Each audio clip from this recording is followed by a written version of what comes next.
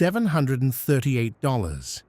That's the average monthly payment on a new car in America right now, not including insurance, not including gas, not including maintenance, just the loan payment, every single month, for an average of 72 months, and 1.73 million Americans couldn't make that payment last year.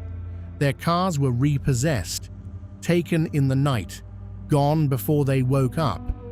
That's the most repossessions since 2009, since the aftermath of the worst financial crisis in a generation. In the next 15 minutes, I'm going to show you exactly how the American car market became a debt trap that millions of people cannot get out of. The specific practices dealers and lenders use to make the numbers look affordable when they're not. Why subprime auto delinquencies just hit a 32-year record.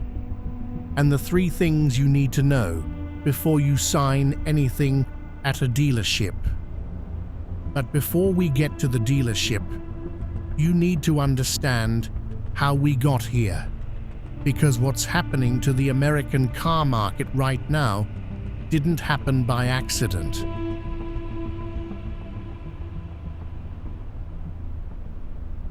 The average new car cost $24,000 in 2010. Today, it costs $48,000. That's a 100% increase in 15 years. Meanwhile, median household income rose by roughly 40% over the same period. The car got twice as expensive. The paycheck didn't keep up. The industry's solution to this gap was not to make cars cheaper. It was to stretch the loan longer. In 2010, the average auto loan term was around 60 months, 5 years. Today, the average term is 72 months, 6 years. Nearly 1 in 5 new car loans is now 84 months, 7 years. Stretching the loan term does one thing. It lowers the monthly payment number the salesperson shows you, while dramatically increasing the total amount you pay over the life of the loan. A $45,000 car at 7% interest over 60 months. Monthly payment, $891. Total interest paid, $8,500. The same car, same rate, stretched to 84 months. Monthly payment, $678. Total interest paid, $11,800. You saved $200 a month. You paid an extra $3,300 in interest. And that's before we get to the moment most people don't see coming. The moment they try to trade in or sell that car and discover they owe more on it than it's worth. But the loan term is just the beginning. Therefore, let's talk about what actually happens inside the dealership, because the financing office is where the real money gets made.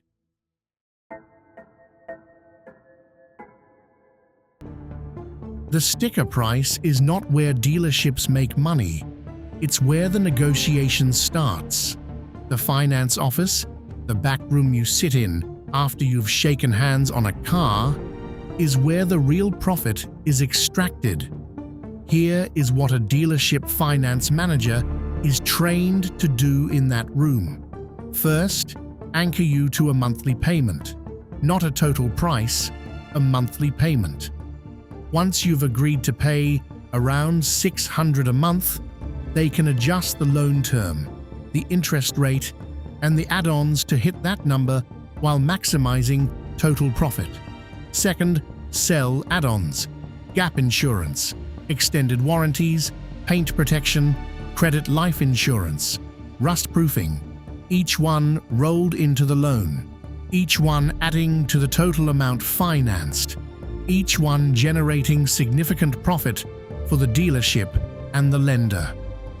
A 2024 Consumer Financial Protection Bureau study found that dealer-arranged auto loans carry interest rates an average of 1 to 2 percentage points higher than what the buyer would qualify for directly through a bank.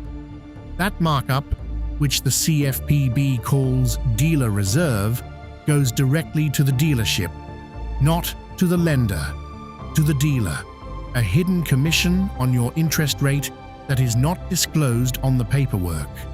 Third, and this is the one that creates the repossession crisis, they approve people who cannot actually afford the loan. Fitch ratings data showed that 6.8% of subprime auto loans were at least 60 days past due in February 2026, the highest level recorded since Fitch began tracking the metric in the early 1990s. 32 years of data, and right now is the worst it has ever been. But the lenders knew this was coming. Therefore, let's talk about why they approved those loans anyway, because the answer tells you everything about who actually profits when you fall behind.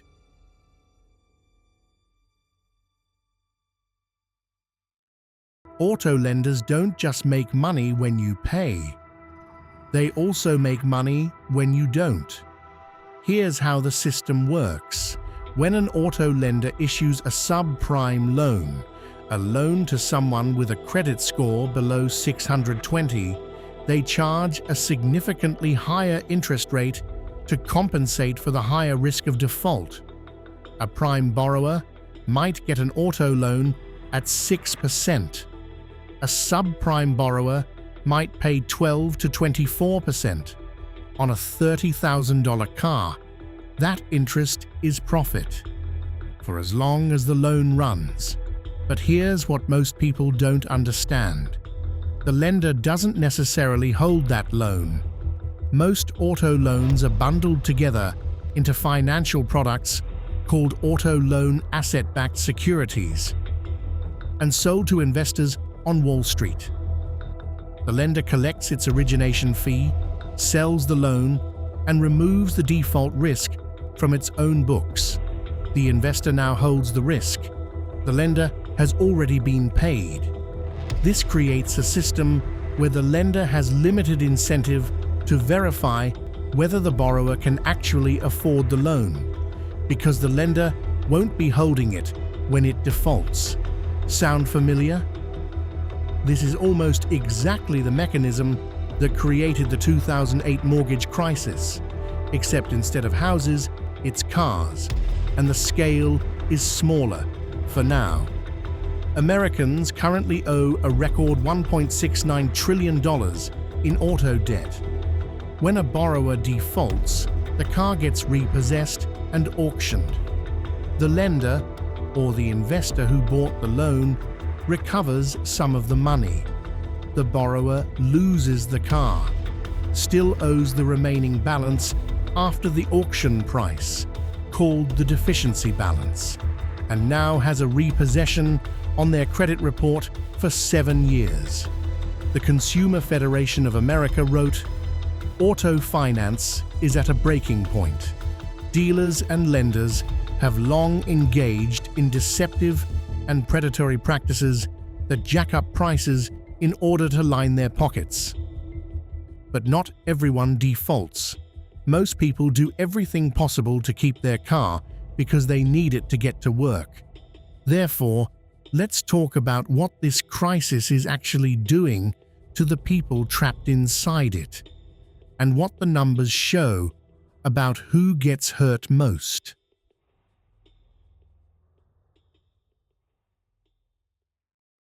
The auto loan crisis is not hitting everyone equally.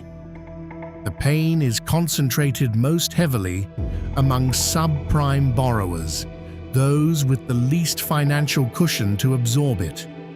Prime borrowers, people with good credit, are largely continuing to make payments without difficulty. The delinquency crisis is happening almost entirely among people with credit scores below 620. People who were approved for loans at interest rates between 12 and 24%.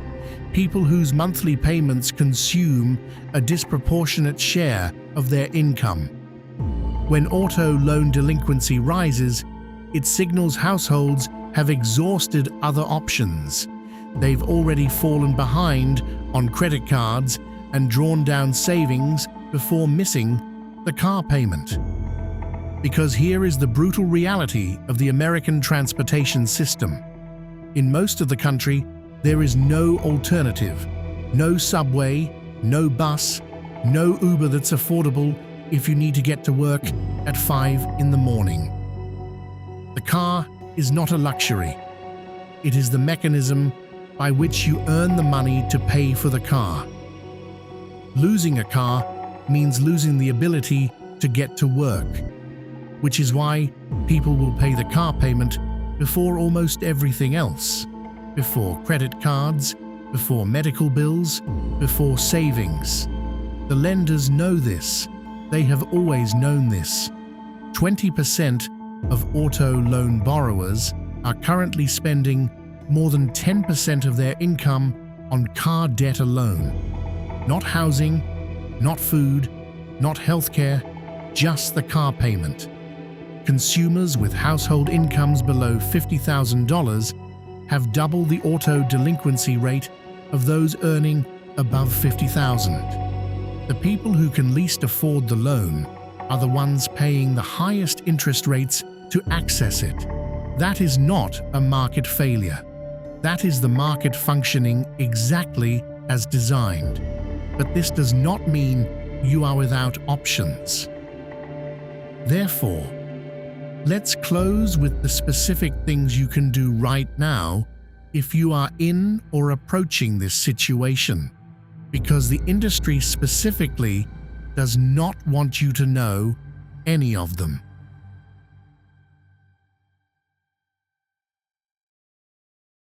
Three things the auto industry does not want you to know. 1. Get pre-approved before you walk into a dealership. Go to your bank or credit union first. Get a pre-approval letter for the amount you need. Walk into the dealership with financing already secured. This eliminates the dealer's ability to mark up your interest rate through dealer reserve, the hidden commission that adds 1 to 2 percentage points to your rate. At $30,000 over 6 years, 2 percentage points cost you over $2,000 extra in total interest. Gone by making one phone call first. 2. Never negotiate on monthly payment. Always negotiate on total price. The monthly payment is the dealer's tool, not yours. When a salesperson asks, "What monthly payment are you comfortable with?" the correct answer is, "I'm not negotiating on monthly payment. What's your out-the-door price?" Out the door means vehicle price, taxes, fees, everything, before financing. That is the number that matters. 3. Reject every add-on in the finance office. Gap insurance, extended warranties, paint protection. You can buy all of these elsewhere, almost always cheaper. Gap insurance in particular, which covers the difference between what your car is worth and what you owe if it's totaled, is sold by dealerships at 2 to 3 times the price you would pay through your auto insurance company directly. Americans owe $1.69 trillion in auto loans. Subprime delinquencies just hit a 32-year record. 1.73 million cars were repossessed last year, the most since 2009. The Consumer Federation of America put it plainly: dealers and lenders have long engaged in deceptive and predatory practices that jack up prices in order to line their pockets. They didn't design a system that failed. They designed a system that works exactly as intended for them. The repossession is not a bug. It is the exit strategy. If this changed how you'll approach the next car purchase, share it with someone who's about to sign a 72-month loan and hasn't run the total interest number yet. We post every Wednesday. Subscribe if you want to know what's coming for your wallet next.